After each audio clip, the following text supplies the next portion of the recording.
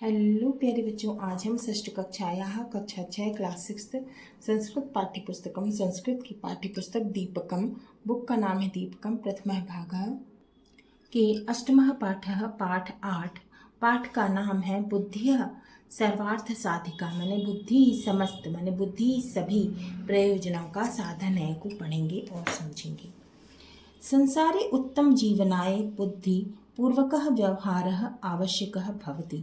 संसार में अच्छे जीवन के लिए बुद्धि पूर्वक व्यवहार बहुत ही जरूरी होता है। बुद्धि पूर्वकेण व्यवहारेण कठिनम अपि कार्यम सहजम भवति। बुद्धि पूर्वक व्यवहार से कठिन कार्य भी सरल हो जाता है। विशेषतः स्पर्धायाः समये, विशेषकर प्रतिस्पर्धा के समय यदि प्रतिपक्ष है माने जो विपक्ष है अतीव प्रबल माने बहुत ही बलवान हो, ताहिर बुद्धि बलेन वयम तम जेतुम शक्नुमः, तो बहुत ही बलवान हो विपक्ष तो भी बुद्धि के बल पर हम उसे जीत सकते हैं। शरीर बलात् बुद्धि बलस्य महत्वं कथम अधिकम इति एषा कथा प्रतिपादयति। शरीर के बल से बुद्धि का बल का महत्व अधिक है ना? कैसे अधिक है? तो इस कथा में यह बताया गया है। एताम कथाम वयम पठामः, इस कथा को हम पढ़ते हैं। शुरू करते हैं। एकस्मिन् वने एकम नित्य जलपूर्णः महान सरोवरः अस्ति। एक वन अर्थात जंगल में एक नित्य जलपूर्ण माने जल से भरा हुआ, हमेशा जल से भरा हुआ माने पानी से भरा हुआ एक महान सरोवरः अस्ति, महान बहुत बड़ा तालाब था। कदाचिद एकम पिपासा कुलम गज यूथम वनांतरात तत्र आगच्छति। तो किसी समय प्यास से व्याकुल एक हाथियों का झुंड दूसरे वन से वहां आता है, माने हाथियों का ग्रुप है ना, दूसरे जंगल से वहां आता है। तस्मिन् सरोवरे ते गजाः स्वेच्छया जलम पीत्वा स्नात्वा क्रीडित्वा च सूर्यास्त समये निर्गच्छन्ति।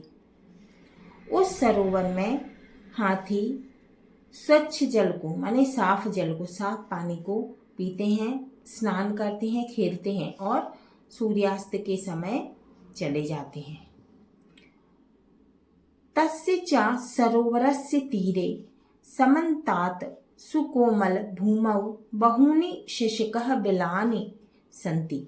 तो वहां पर बहुत ही सुकोमल भूमि थी। कहाँ पर? सरोवर के किनारे, तालाब के किनारे। वहां पर बहुनी माने बहुत सारे, शशकः माने खरगोश, बिलानी माने बिल बनाकर रहते थे, संति वहां पर बहुत सारे खरगोश जो है बिल बनाकर रहते थे। येषु बहवः ससकाः निवसन्ति, वहां पर बहुत सारे जो खरगोश थे वो रहते थे। गजानां परिभ्रमणेन तेषु बिलेषु निवसन्तः बहवः ससकाः क्षतविक्षताः भवन्ति, केचन पुनः मृताः अपि भवन्ति। तो हाथियों के भ्रमण से वहां पर रहने वाले खरगोश, कई खरगोश जो थे वो कैसे हो गए? घायल हो गए और कई जो है वो मृत हो गए माने मर गए। अतः शशकाः भीताः चिंतामग्नाः चा भवन्ति, इसलिए खरगोश जो थे वो डर गए और चिंता में रहने लगे। ते दुखम अनुभवन्ति, उन्होंने दुख का अनुभव किया, वे दुखी रहने लगे। स्वरक्षार्थम च ते उपायम चिंतयति, अपनी रक्षा के लिए वो उपाय सोचने लगे। एकस्मिन् दिने सायंकाले तेषां ससकानां सभा भवति। एक दिन शाम के समय खरगोशों की सभा थी। सर्वे शशकाः स्वमतं प्रकाशयन्ति, सभी खरगोशों ने अपना मत बताया। परम ते समाधानम न प्राप्नुवन्ति, लेकिन उन्होंने समाधान नहीं पाया। अन्ते शशक राजः वदति, अंत में खरगोशों के राजा ने कहा, अहमेव उपायं चिंतयामि, मैं उपाय सोचूंगा। अधुना वयं सर्वे स्वगृहं गच्छामः, सभी अपने घर जाओ। अन्यस्मिन् दिवसे रात्रौ सः शशकराजः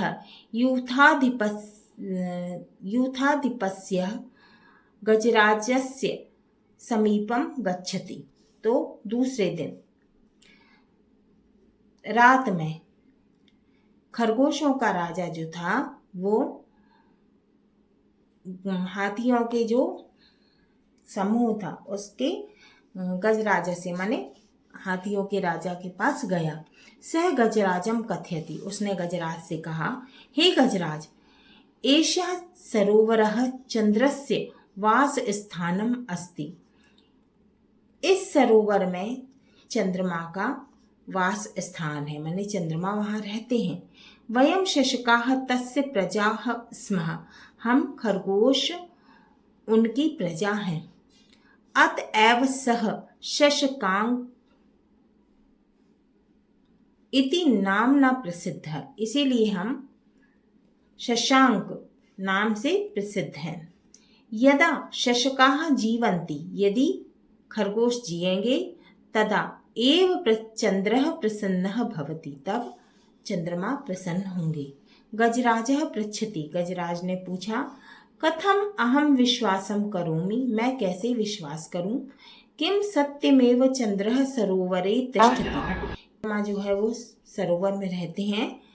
यदि सरोवरः चंद्रदेवस्य वास स्थानम तहिर तत् प्रदर्शयतु, यदि वो सही में रहते हैं तो तुम मुझे दिखाओ उन्हें। यदि सही में उनका वास स्थान है चंद्रमा का तो मुझे उनके दर्शन कराओ, मुझे दिखाओ।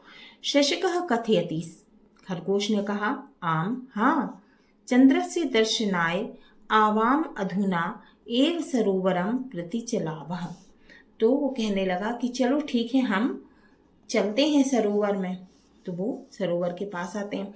गजराजः शशकराजेन सह सरोवरस्य समीपम गच्छति, जो गजराज था वो खरगोश के जो राजा था, है ना, खरगोश राज जो था उसके साथ में तालाब के समीप गया, तालाब के पास में गया।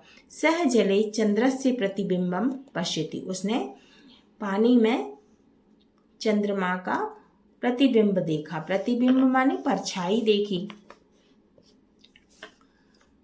चकितः च भवति, वह आश्चर्यचकित हो गया।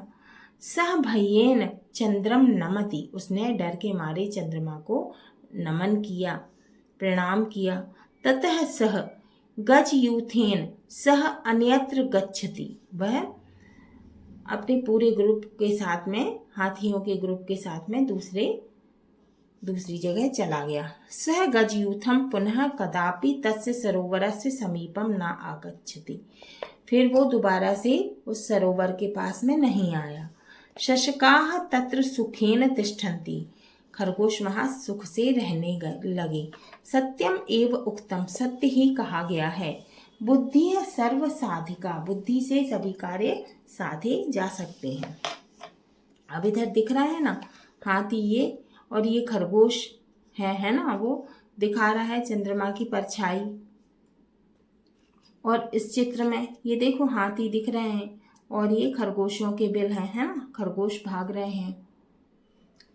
हाँ तो बच्चों, ये हमारा अष्टमः पाठ है, पाठ 8, बुद्धि सर्व साधिका, बुद्धि से समस्त प्रयोजन, बुद्धि ही समस्त प्रयोजन का साधन है, पूरा हुआ। अगले वीडियो में हम इसके प्रश्नों के उत्तर को सॉल्व करेंगे।